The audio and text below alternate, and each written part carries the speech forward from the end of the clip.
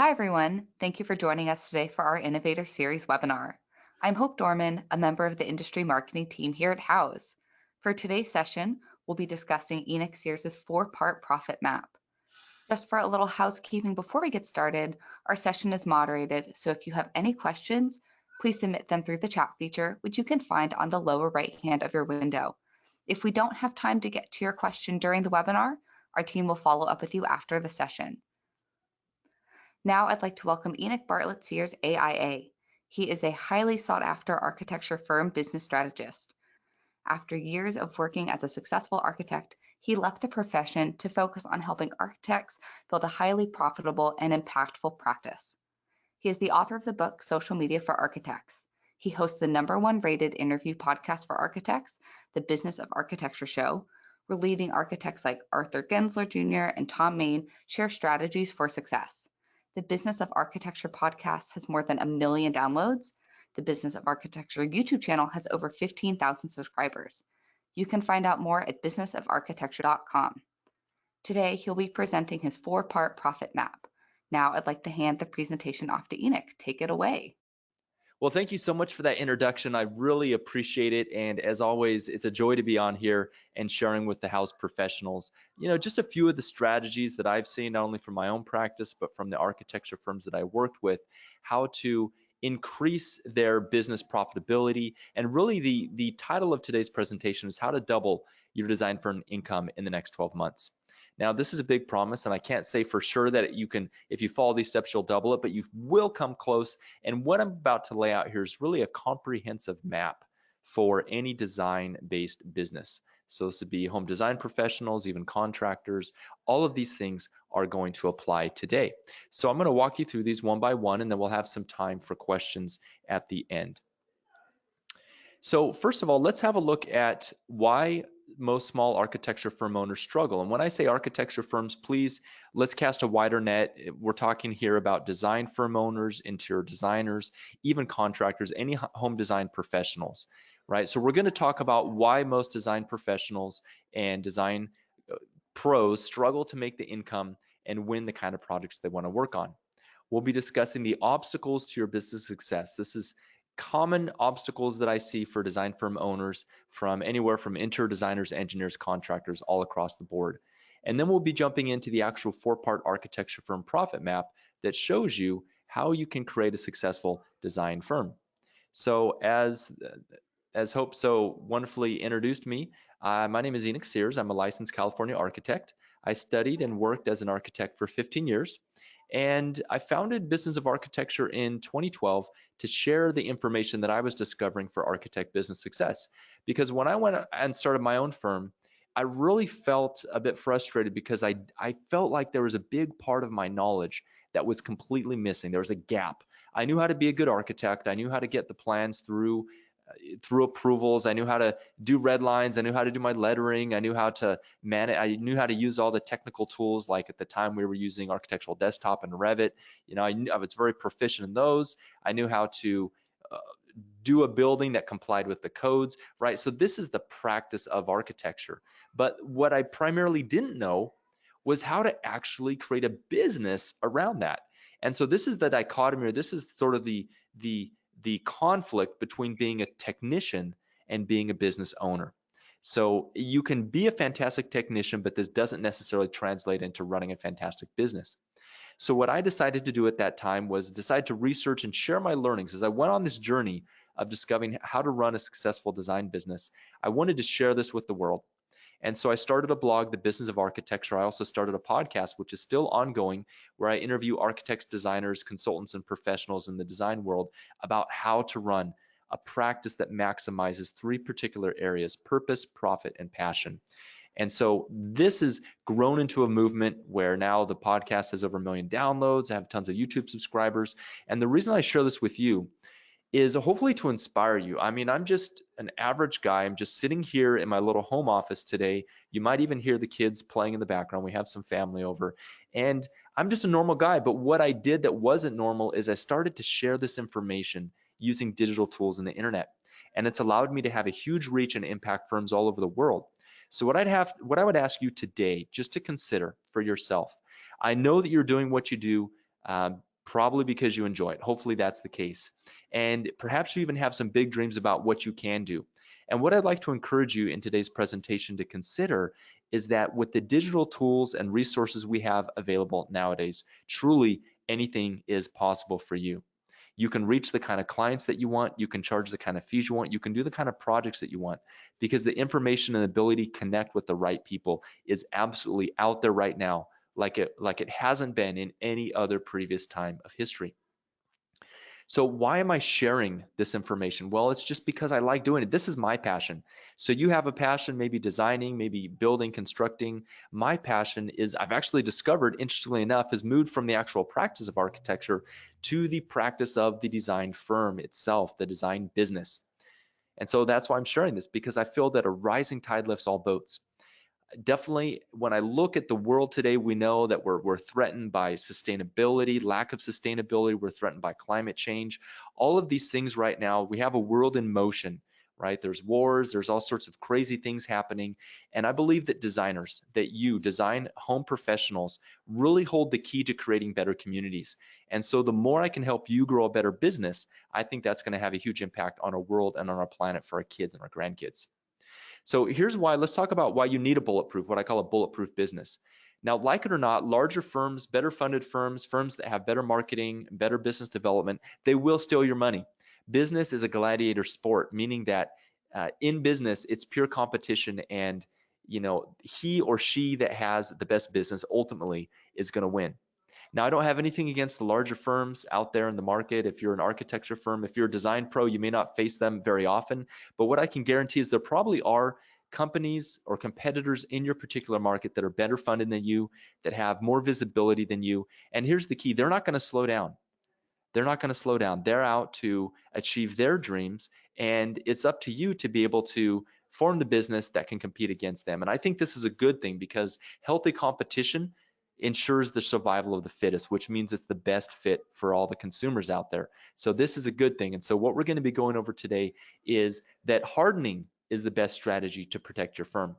I was talking to a security consultant a while back, and he was talking about home security, and he said, really, one of the best things you can do to protect your home from invasion by an outsider is actually what's called hardening your home. You make it look like a less attractive target.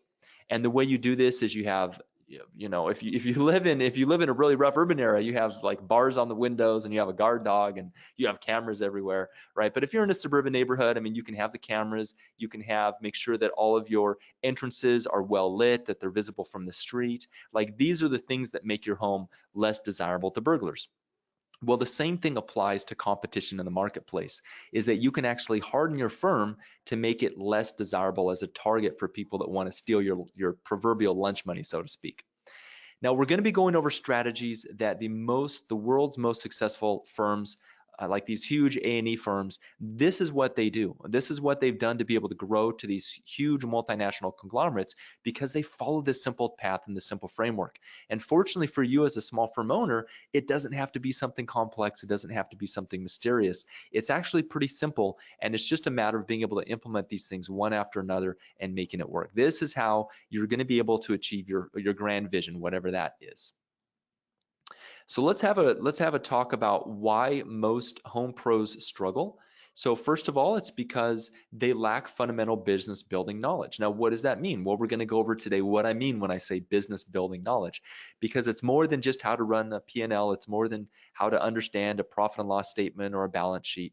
We're actually going to talk about how to grow and scale a profitable design firm.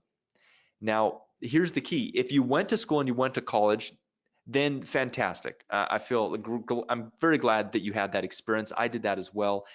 If you didn't, don't feel like that's going to hold you back, because frankly, they don't teach us in school how to run a fantastic design firm. There's really no school out there that is teaching the things that you're going to learn. So the things that I've learned is things that I've learned through my mentors, or things that I've been able to learn on my own and then working with other design firm owners. And ultimately, I don't want to stand on the sidelines and watch other design firm owners and home professionals like yourself struggle.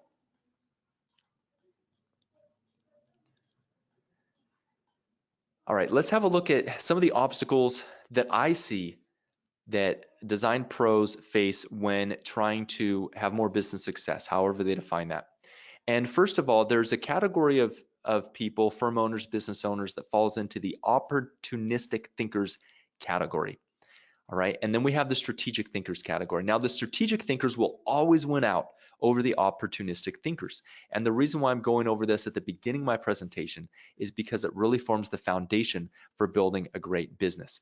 One of my favorite business books is by a guy named Keith Cunningham. It's called the Ultimate Blueprint for an Insanely Successful Business. Now, as cheesy as the name of that title of that book is, which it is remarkably cheesy, and you can go ahead and tell Keith I said that. It is a fantastic, one of the best business books out there, especially for small business owners.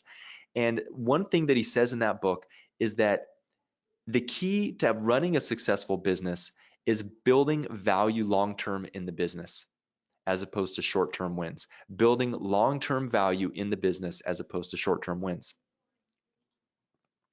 So and this is the difference between opportunistic and strategic, right? An opportunistic thinker is thinking, well, what can I do today to bring in some work? What can I do today to win some more projects? Whereas the strategic thinker is thinking, what can I do today to 5 years or 10 years down the road, being able to be the leader in my local market and be able to have the consistency, safety, and security of having that position. So opportunistic thinkers, here's how we recognize them. First of all, they're chasing opportunity. So an opportunity comes and they take it. And so opportunistic thinkers, whenever an opportunity comes across their desk, they look at it as something they don't want to miss out on. And so what ends up happening is they're like a ping pong ball or a billiard ball being bounced around from opportunity to opportunity without any clear direction. Looking for the short term or the easy way to do things.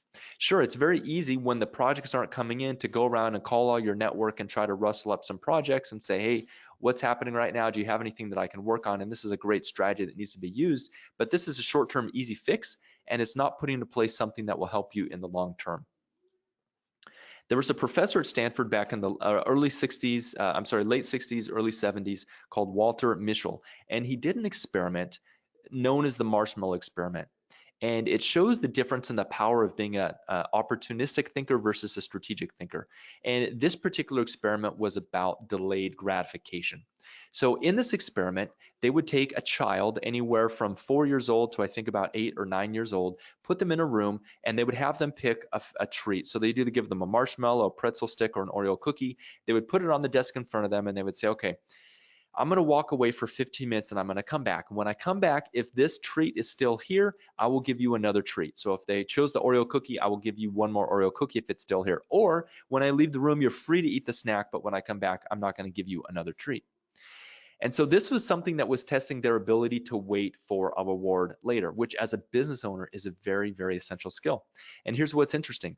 What they found is that the kids that were more willing to delay that gratification, that were more willing to wait for the reward, for the treat, later on in the future, 10 years, 15 years down the line, they found that they had higher test scores, higher SAT scores, they had a lower body mass index. Overall, they had better quality of life. And it showed in their income, it showed up in their academics, it showed up in their body. Isn't that interesting? And so what's interesting about this experiment is they also went into some of the reasons why some of them were willing to wait and why some of them weren't. I'm not going to get into that here, but let's just say that the reason why I'm sharing this with you, this is important, is because this is an attribute that we want to have in our business. We want to make sure that we're being able to have delayed gratification, which means that sometimes, yes, we need to invest in our business now, even though it hurts, because we're waiting for some sort of future payoff down the line. Opportunistic thinkers, they lose out in the long run. I think one of the best examples of this that we have recently is Jeff Bezos with Amazon.com. So he was definitely he was not an opportunistic thinker. He was a strategic thinker, and he started out with a long game in play. And because of that, a lot of the other retail outlets are suffering big time because Amazon is taking over the marketplace with their strategic thinking, right? So Jeff Bezos forego profit for years and years and years, over a decade of no profit. I think even now their margins are very, very slim, very, very slim margins. But he's doing that because he's customer obsessed.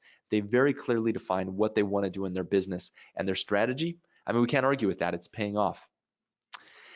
Now, here's what most design pros do is they copy their competitors, but they do it just a little bit better. This is a losing battle, right? If you're just trying to be a little bit better than your competitor, then you're never going to get that competitive edge that's going to allow you that freedom and that consistency that you'd like to have in your business. Ultimately, what you need to have is a separate angle, something unique, something that differentiates you from your competition. So how do you know if you're being opportunistic in your business? Well, you can just look above. If you're doing any of these things that I just went over, then you know you're going to be opportunistic. So what's the good news? The good news is you can easily switch over to strategic thinking. And the good news is that most business owners, because they're overwhelmed, they're just jumping from fire to fire, they are thinking very opportunistically. Right? I get emails or calls. I talk with architecture and design firm owners all the time, and they're saying, Enoch, I'm just running back and forth from fire to fire. I don't even have the headspace to be able to think strategically because I'm in the moment. So that's what we want to get you out of. Strategic thinking. So when you're a strategic thinker, you have a clear vision. What does this mean? This means, this just doesn't mean like kind of what you want in the future in some kind of cloudy, loosely defined format. No, it means that you've clearly identified a future picture of your business at some specific date in the future. So I find that starting out, a 3-year vision works out really well. And when you develop your 3-year vision, you need to know, okay, what is the revenue that you want to have? And not just the revenue. You want to know what's the overall revenue, the turnover, what's also the profit that you're going to be having. What is your office going to look like? Are you going to be working out of your home? Are you going to have an office? How many staff and team members are you going to have? What products and services and mix of products and services are you going to offer? What's going to be your position in the marketplace? How will you know when you've achieved this vision? What are the signs, the KPIs, stands for key performance indicators in your business that let you know that you've arrived at that? And then also an important thing to wrap into your vision is the personal side of it. How much freedom are you going to have in your business? Are you going to have X number of vacation days? What kind of bonuses, what kind of team members are you going to be able to have? What kind of bonuses and incentives are you going to be able to give to them? How's your business going to be set up? Is it going to be set up as an asset that someone could actually come in and buy, right? These are all things that go into a clear vision, and then it needs to have a definite date. Like, we're going to achieve this in 3 years, and so you say, okay, if now is 2020, it's going to be 2023, we're going to hit that date. Number 2, strategic thinking. Have a clear sense of purpose.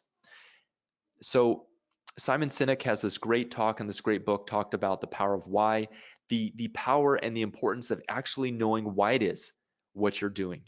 Why is it that you're doing what you're doing? Why is it that you're doing what you're doing in your business? Because at the end of the day, it's going to be difficult to actually get up and implement these things day in and day out unless you have a very clear sense of purpose. How are you actually moving the needle in the world? How is what you're doing impacting your community? How is it impacting the homeowners that you work with individually? How is it helping them have better lives? How is it helping them extend their network and being able to enjoy life to the fullest? Number 3 here, develop a business plan that plays to your strengths and your competitors' weaknesses. So it's important to be able to be very clear about what is it that makes your firm and your company better than your competitors. How can you get that message out to the marketplace and make sure that it's clear in all of your marketing materials, in all of your conversations, that this comes to the forefront, and that you've actually taken a look at the competitive landscape to look at what are the differentiators that your competitors are using, and how can we use something that's a little bit different, right? So we can just look at the way that, let's say for instance, restaurants do this, right? So fast food restaurants. So we have something like McDonald's. So they have honed in on a consistent experience and speed and efficiency. That's kind of McDonald's, right? We know they're not the healthiest food. I know they're trying to be more healthy, but they've sort of cornered that niche. Now, another place like Carl's Jr., if you want to go to Carl's Jr. here in the United States, Carl's Jr., they more cater to people that want a little bit higher end quality of food. You know, their burgers are bigger, they're more expensive. They have other things on them like bacon and all sorts of sauces and everything. So it's much more of an experience of getting something a little bit higher quality, right? So these companies, when they were looking at how to position their firms in the marketplace, they're being very intentional about being able to own a space where they don't have a direct competitor, right? Because the key here is being able to master a particular niche. You want to find some sort of space within your industry that you can completely master, where you can be the only one in that niche. At the same time, to be able to do that, you have to be able to say no to the wrong opportunities. And let's face it, this is difficult, right? This is difficult because a lot of times when the opportunities come, you need those opportunities to pay the bills. But if it doesn't line up with your values, if it doesn't line up with your vision, then you have to be willing to say no to the wrong opportunities. Glenn Murcutt, who is a renowned architect, he won something called the Pritzker Prize, which is sort of like the Nobel Prize for architecture. This guy's very interesting. He runs a practice out of Australia, very low key. He doesn't do any PR, he doesn't do any marketing that I know of. And he was able to win the Pritzker Prize. And I think what sets him apart, what's really interesting, is he's very clear on the kind of projects that he takes on and the kind of architecture that he wants to do.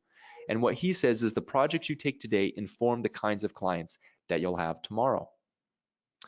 So what he's saying here is you are defined as much by what you say yes to as what you say no to. And in the long term, this will pay off, right? So this is what it means to be a strategic thinker, playing the long game and not just the short game. So let me know, I hope everyone can see the power of being a strategic thinker. Let's get into some more tactical solutions here now that we've touched on a bit of the strategy. So as a home pro, there's going to be 4 basic systems in your business. First system is a system to create demand for your services. System number 2 is a system to turn that demand into projects. System number 3 is a system to deliver your product, your fulfillment, your service, whatever it is, and to scale it. And system number 4 is a system for improvement and accountability. So this is the literal 4-part architecture firm profit map, or design firm profit map, or contracting firm profit map, right? So let's look at how this works. So number 1, when we talk about a system to create demand for your services, I recommend you use something called attraction-based marketing. So there's this concept that I teach called the client attraction pyramid. And I want to jump into this really quickly here. And let's see if I can share my iPad here for a second. Let's see here. Okay, so the client demand pyramid, here's how this works. When we're talking about attraction-based marketing, I want you to imagine a pyramid. So let's imagine we have a pyramid here like this. And this pyramid represents all the potential people in your market that could work with you anytime over the next 5 years. Okay. And so what do we have here? So let's divide this up into 3 separate sections here. Now, at the top of this pyramid, we have the people who are ready to hire you right now. So these are people that have shovel-ready projects that actually have a need right now to hire a design pro that has your qualifications and your skills. Now what I find this across the board, is that this accounts for about 3% of your market. Okay, so again, this is going to be ready to hire. Ready to hire a contractor, ready to hire an architect, a designer. Now below that, we have people that they're not ready to hire yet, but they're at what I'm going to call the information gathering stage. And this will generally be about 6% of the people in your market. So these are people that they're not ready to hire yet, but they know they want to do a project. And right now they're wondering, how much is it going to cost us? What are the constraints? What can we actually do? What are our different options for getting this project off the ground? And so these actually, what they really need is they need specific advice.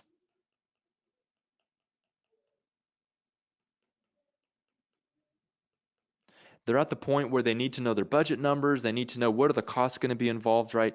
And then at the bottom of this pyramid, let's make sure this lines up. Okay, so we have 9 plus, okay, 91%. Right down here these are the people who are in the information gathering. Like this is pure info gathering down here. They may not even do a project, they're just sort of considering it. Now think about this. This is probably the process that you go through when you're making any sort of major buying decision, is that number 1, you start gathering information. Number 2, you need specific advice. And number 3, you're ready to go out there and make a purchase. Now this happened, we recently purchased a new home and we went through this information. First of all, we gathered information about mortgages. We gathered information about the homes that were on the market, about comps, about what homes we're selling for, about what kind of loan we could get for our home. That was the information gathering stage. And then after that, we moved on to specific advice. Now this is where we actually needed to figure out, okay, what do we qualify for in terms of a loan? So we actually got a letter of an intent, right? We hooked up with a real estate agent to actually start looking for properties. And then after we had all that figured out, then we moved up here and we're ready to hire. Now here's the issue. When most design pros are thinking about marketing or thinking about drumming up business, they're basically focused on this top portion here of the market, people who are ready to hire. But attraction-based marketing focuses on not only that top one, but also this one down here by providing relevant information for their market, and then also marketing specific advice. So what does this look like? So it's one thing to market your firm and to say, okay, let's see, we'll do some interior design, right? Maybe this is an example. Okay, we're interior designers and we'll come in and do your interior. All right, we'll spec the furniture, we'll spec the colors, the drapery, the coverings, the wall coverings, the floor coverings, right? Interior design. Okay, great. Well, someone who's going to be interested in that particular offer, which is what I'm going to call a hire us offer, they're ready to hire an interior design firm.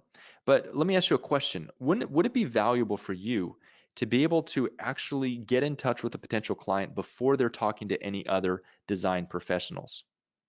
Right? It probably would. And so this is why we get down to this needs specific advice, right? So as an interior design firm, you may have another offer. You may have something else you offer. It might be a design audit. Now, this is going to be something that you can charge a lot less than your full-on design fees. But this will be something where you come over and you're going to do an audit of the client's space. And the audit can include whatever you want, and you can charge a flat fee for it. Whatever, maybe charge $1,000, maybe charge $2,000. Okay, so this will appeal to someone who actually needs specific advice. And then at the bottom end of the pyramid, this 91%, look, here's what's interesting. People in the info gathering stage, they might want something like information, right? So this could be a webinar, a video training, an ebook, right? What if you did an ebook about, seven mistakes to avoid when doing your interior design, when getting an interior design for your home, or when picking an interior designer, right? These are things. So what you're doing here ultimately is you're marketing the information instead of the services. So do you see the power? Because if you're marketing information instead of services, what's going to happen is you have a much larger target market. If you're marketing information and a specific advice, your market right here is going to be 97% of the market. Cool, right? But here's why most design marketing fails. Design pro marketing fails is because they're only targeting 3% of the market. Okay, so hopefully that makes sense. So when we're talking about this idea of attraction-based marketing, targeting the 91%, that's what I mean. Okay, so now into that process, what we do is we layer on top of that process, we layer the following things. Number one, you need to identify where to find your ideal clients. Where are they hanging out? Where are they fishing? Where are the swimming holes to actually being able to connect with them? Do your research. So when you do your research, you need to understand your ideal clients. This is marketing 101. You need to understand their frustrations, their fears, their dreams, their desires, and you need to be able to articulate the problem. Now, this is a problem that I find with architects in particular that I work with, is they have a very difficult time communicating their value proposition in a way that actually appeals to their potential clients. Because what architects think their clients need is not actually what the clients want. So the architects think the client wants, to have the budget come in on the right budget, come in on schedule. The architect may think that they want lots of air and light and space in their home, right? But what actually is happening is the client has a hidden need that's underneath all of these things that's really driving the project, the motivation. And so as a design person who's selling your services and communicating your value proposition, you need to be able to articulate very clearly and uncover what is the motivation for them doing the project. Now, let me give you a quick example. I was talking with an architect who we were chatting, and he was talking about his process for selling his services. And he said he was in competition with a couple other firms for a particular project. It was kind of a whole house renovation. And as he was talking with the lady who was commissioning this project, he could tell that he wasn't quite down to the bottom. He didn't really have an understanding of what she really wanted. Right? So far, they've just discussed surface level things. So many square feet, we need these kind of rooms. These are my reasons for wanting to do the project. But when he dug down and asked a little bit of history, it turns out that she had been married to her new husband for a while, and they were living in the house that her husband had lived in with his previous wife. And what this lady shared with him, she shared that actually one of the main drivers of doing the project was that she wanted to be in a home that didn't represent this guy's former wife. And only by asking very subtle and pointed questions was this architect able to discover this as the true motivating factor. So now what was he able to do? He was able to then feed that back to her, to relay back to her, look, this is what I'm hearing from you. I'm hearing from you that's important for you to have a unique space that represents this new chapter in your and your husband's life. So you can put in the past the relationship that he's had in the past, and you can have a space that's truly your own. Well, he ended up winning the project, and it was a no wonder because all the other architects and designers were just talking about the surface level things that the client wanted. So this is what we talk about when we really need to dig down and do our research, right? Not only on your market in general, but also individuals that you're dealing with. They're going to have they might have different fears and different dreams. And this is your job of being able to uncover what those are. Thought leadership. So thought leadership is what I was speaking about earlier when I talked about developing webinars, ebooks, information that helps your target market. What are the common questions that they have about doing the kind of project or service that you offer? What is some information that you could help provide them that would make them feel more confident about making a purchasing decision?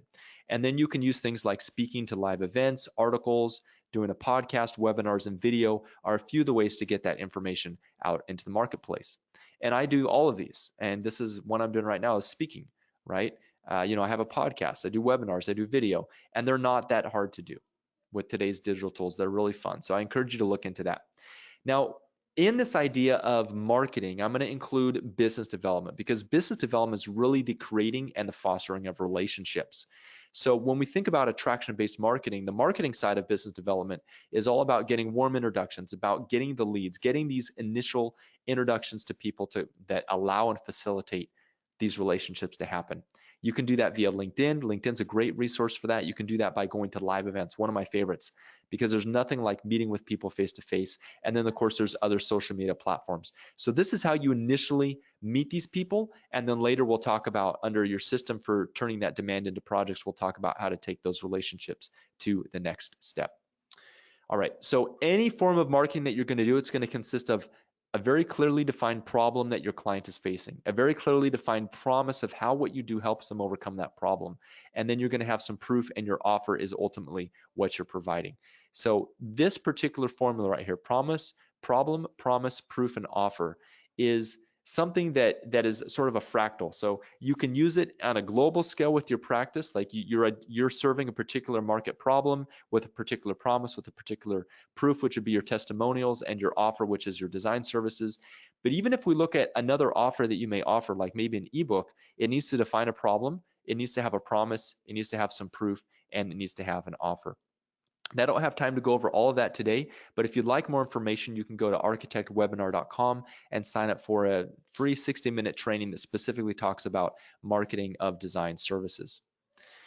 All right, so next, a system to turn your demand. So you've created demand in the marketplace, you're putting some good content out there, you're being able to use this idea of attraction-based marketing to target the 91%.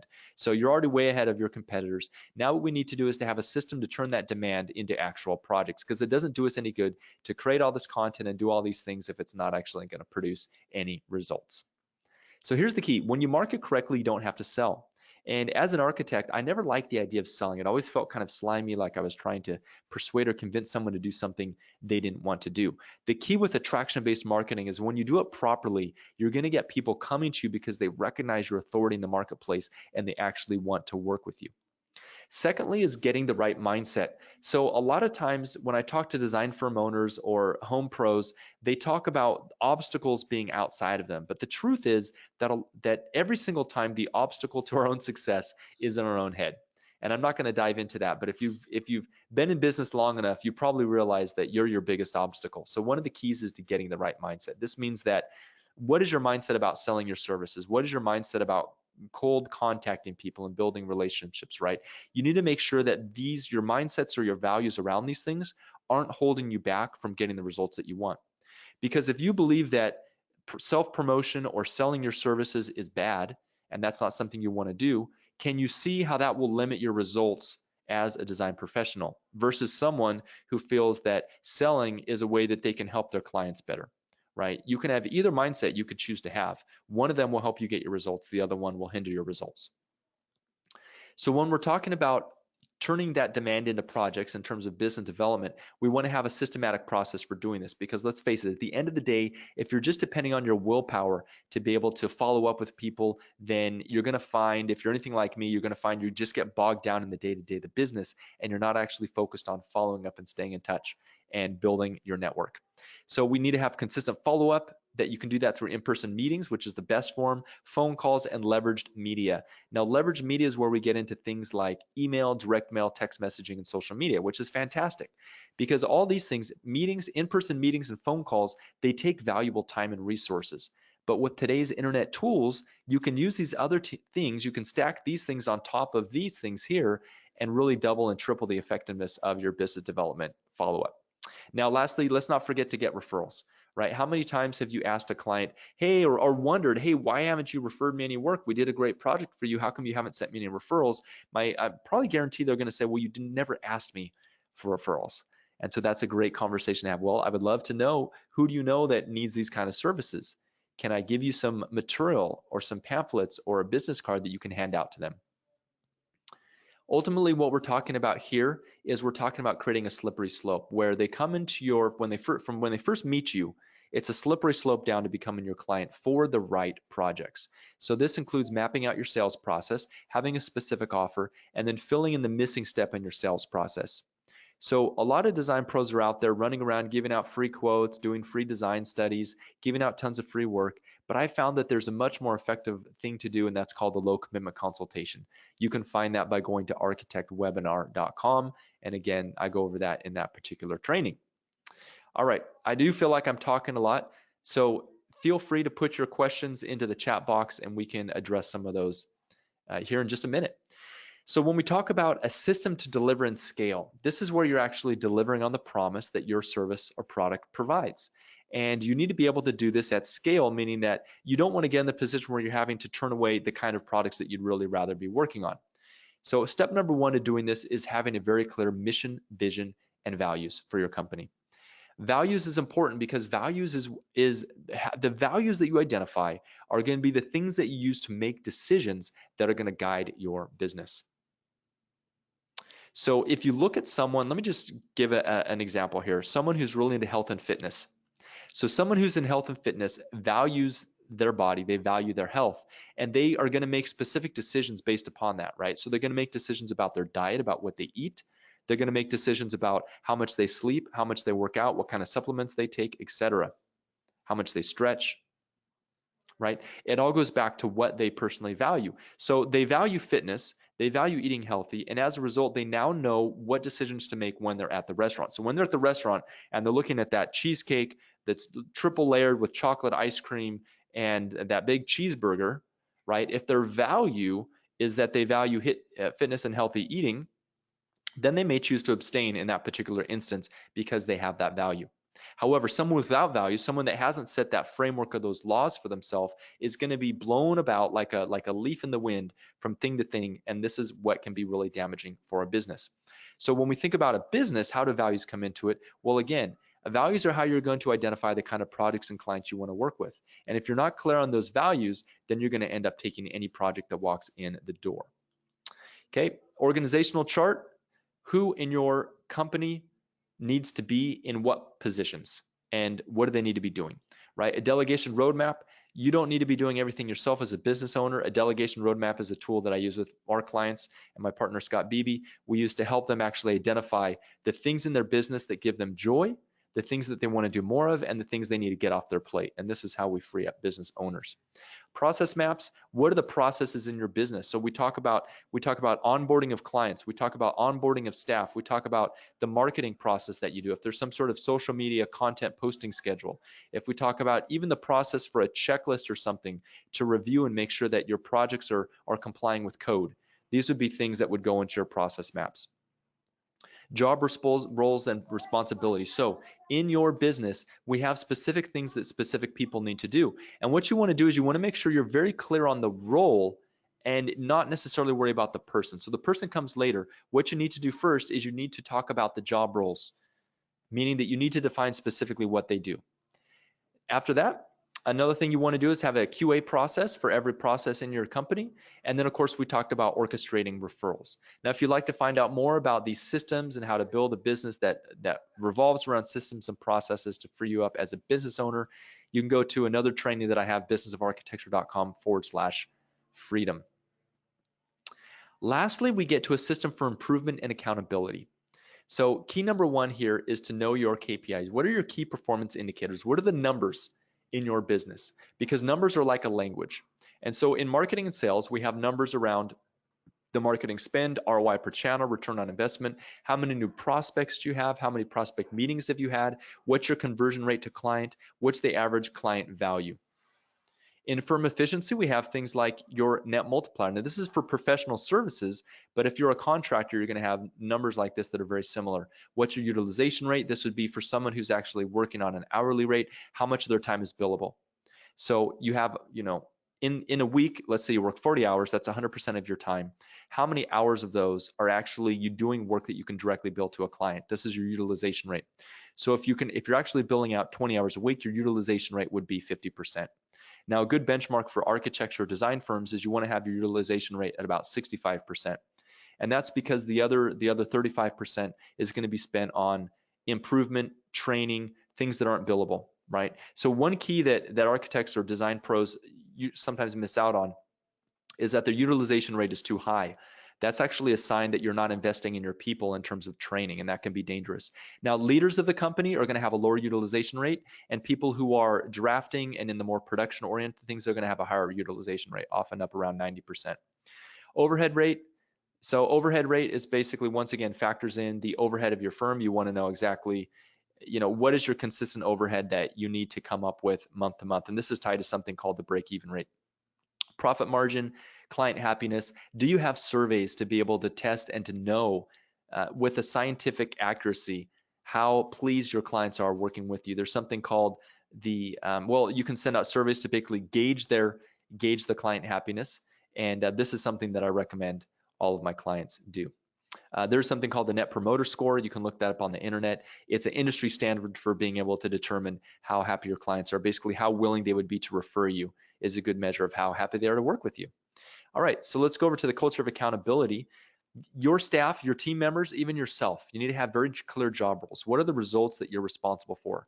Don't micromanage. Hold people accountable for results. Make sure you're having performance reviews with goals for your team members.